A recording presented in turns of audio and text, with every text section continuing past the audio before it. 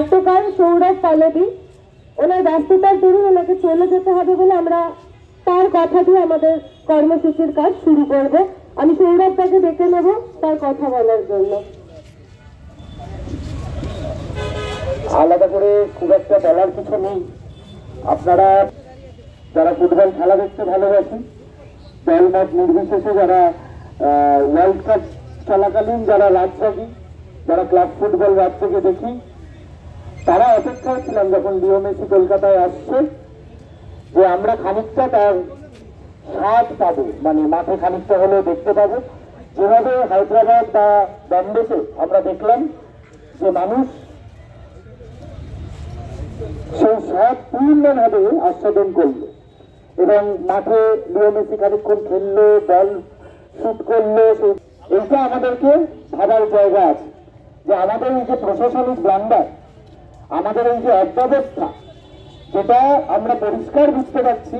মাঠে যে দুই নেতাকে আমরা দেখতে পেয়েছি, যে ওদিকে সুজিত বসু জিতবে না অরূপ বিশ্বাস জিতবে, সেই জেতার লড়াইতে দাঁড়িয়ে আমাদের বাংলার মানুষ খানিকটা হলেও হেরে গেল। যারা 20,000 টাকা হয়তো মাসে বেতন পায়, 10,000 টাকা দিয়ে, 8,000 টাকা দিয়ে, 12,000 টাকা দিয়ে টিকিট কেটেছে, তারা কিছুই দেখতে পেল না প্রায়।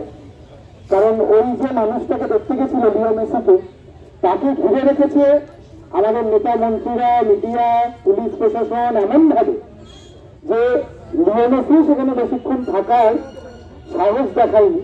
স্বাভাবিকভাবে তার একটা সিকিউরিটির ব্যাপার আছে, সে একজন ইন্টারন্যাশনাল স্টার। আজকে আমাদের বাংলার লজ্জার কথা আমরা আশেপাশের লোকজন জানতাম।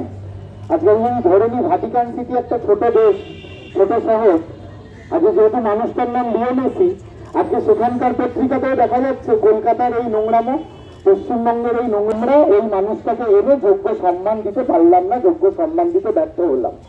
কেন ব্যর্থ হলাম? আমাদের প্রশাসনিক ব্লান্ডারের জন্য।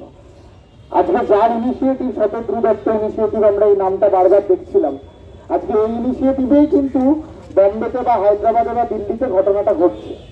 আজকে প্রশাসনিক ব্লান্ডার না হলে আজকে এখানেও একটা সুস্থভাবে আমরা পরিবেশ পেতাম, লিও মেসিকে আমরা খানিকটা পেতাম।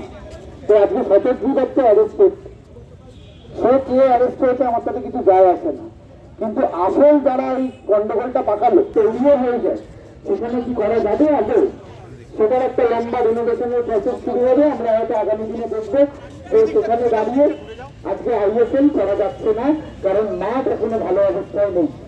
এই যে ভাঙে, এটা প্রশাসনিক ব্লান্ডার, এটা সরকারের ব্লান্ডার। এই দায় সরকারকে, ক্রীড়ামন্ত্রীকে নিতে হবে। সেটা আমাদের এই দাবি নিয়েই আজকে আমাদের এই জমায়েত, এই আন্দোলন, এই বিক্ষোভ। এই দাবি আমাদের প্রত্যেকের, যে শুধু শতদ্রু দত্ত নেই, যারা এটার সঙ্গে জড়িত, পুলিশ প্রশাসন থেকে আরম্ভ করে নেতা মন্ত্রী, প্রত্যেকে তাদেরকে জোড়া করতে হবে এবং এটা কেন ঘটলো সেই বিবেচনা করার দেখার সময় এসেছে। আজকে এই লজ্জাটা শুধু ব্ল্যাক ডগ ফুটবল এমনি বলা হচ্ছে না, এই লজ্জাটা আমাদের সারা বিশ্বে ছড়িয়ে পড়লো যে আমরা ফেল করলাম লিও মেসির মতন মানুষকে এনে।